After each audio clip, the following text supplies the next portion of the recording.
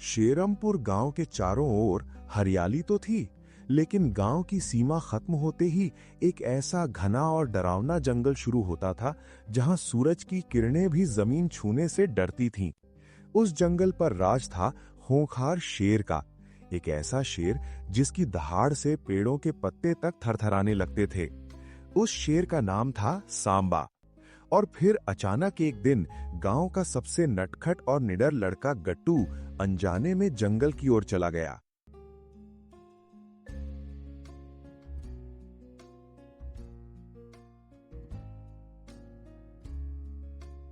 अरे, लोग तो जंगल आने से बेवजह डरते हैं, पर यहाँ तो रंग बिरंगे फूल और सुंदर सुंदर पेड़ हैं।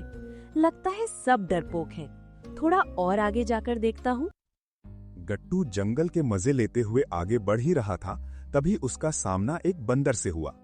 बंदर गट्टू को देखकर हैरान होकर बोला, अरे, इंसान का बच्चा, वो भी जंगल में पहली बार। अबे ओ हीरो, कहाँ जा रहा है? मोंकेश भाई, मैं तो क्रिकेट खेलने जा रहा था, तभी अचानक जंगल का रास्ता दिखा और मैं यहाँ आ गया। मोंकेश भाई, सच कहूँ तो बहुत मजा आ रहा है। अरे भाई, तू थोड़ा बेवकूफ है क्या? तुझे इस जंगल के बारे में पता नहीं है? ये जंगल कितना खतरनाक है। अरे, ये जंगल तो बहुत प्यारा है, और रही बात खतरनाक की, तो खतरों से खेलने में मुझे और भी ज्यादा मजा आता है। ओ छोटे उस्ताद, तुझे पता नहीं है, ये सुल्तान का इलाका है। वो शिकार बाद में करता है, पहले अपनी दहाड़ से जान निकाल देता है। मुझे किसी से डर नहीं लगता। अब हट भी जा मेरे रास्ते से, मुझे जंगल देखना है, चाहे कुछ भी हो। गट्टू ने बंदर की एक भी नहीं सुनी, अपनी बात पर अड़ा रहा, और फिर बंदर ने भी समझाना छोड़ दिया। बड़ा हरामी बच्चा है यार। जा भाई, कर ले अपने मन की, मैं तो तेरी भलाई के लिए ही बोल रहा था। गट्टू बंदर की बातों को अनसुनी करता है और आगे निकल जाता है। रास्ता धीरे धीरे संकरा और खतरनाक होता जा रहा था, पर गट्टू पीछे नहीं मुड़ता है। आखिरकार वो एक विशाल पत्थर की गुफा के सामने जा पहुंचा। तभी गुफा के भीतर से एक विशाल काय शेर बाहर निकला। उसे देखकर गट्टू के पैर जम गए और गले से आवाज निकलना बंद हो गई। शेर हैरान होकर बोला, एक अदना सा इंसान का बच्चा पूरे जंगल में परिंदा भी पर मारने से पहले मेरी इजाजत लेता है, और तू सीधा मेरी गुफा तक आ गया। कौन है तू साहसी बालक? शेर को देखकर गट्टू की हालत खराब हो जाती है।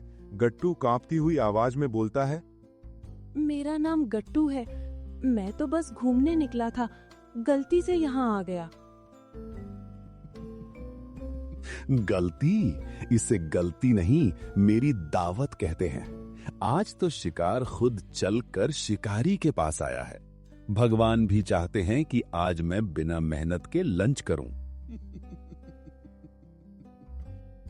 अरे महाराज, मुझे माफ कर दीजिए, मैं छोटा बच्चा हूँ, मुझे खाकर आपका पेट भी नहीं भरेगा। मैं वादा करता हूँ, फिर कभी इस तरफ नहीं आऊंगा। शेर अंदर ही अंदर खुश हो रहा था कि भोजन खुद चल के पास आया है। माफी? शेर के शब्दकोश में माफी जैसा कोई शब्द नहीं होता। अगर मैंने तुझे छोड़ दिया तो जंगल के बाकी जानवर क्या सोचेंगे कि सुल्तान बूढ़ा हो गया है या डरपोक? ये मेरी इज्जत का सवाल है।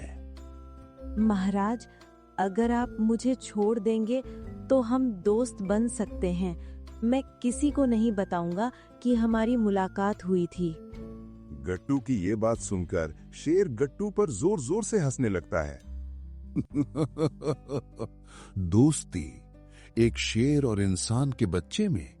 मेरा मजाक मत उड़वा, अब बहुत बकबक हो गई। अपना आखिरी वक्त याद कर ले। जैसे ही शेर पंजा उठाने वाला था, तभी गट्टू के दिमाग में बिजली कौंधी और चेहरे पर बनावटी आत्मविश्वास ले आया और बोला कि ठहरिए सुल्तान, मैंने सुना था कि शेर जंगल का राजा होता है क्योंकि वो न्यायप्रिय होता है, पर आप तो बड़े कायर निकले। गट्टू की ये बात सुन के शेर गुस्से से लाल हो गया। क्या? कायर? तेरी हिम्मत कैसे हुई? तेरी हिम्मत कैसे हुई मुझे कायर बोलने की? हाँ कायर, जंगल का नियम है कि राजा उसे खाता है जिसका वो शिकार करता है। जो शिकार खुद रास्ता भटक कर शरण में आ जाए उसे मारना तो अधर्म है।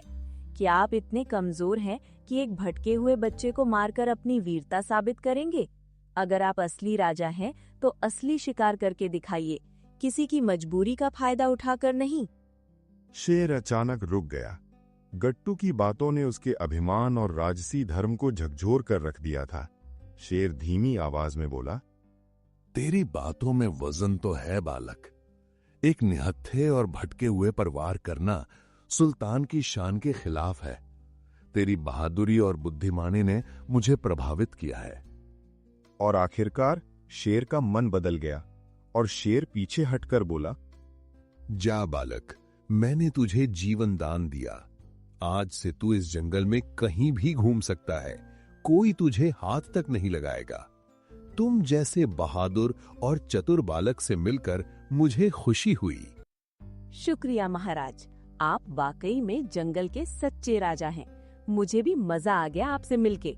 ठीक है, अब मैं चलता हूँ, माँ इंतजार कर रही होगी।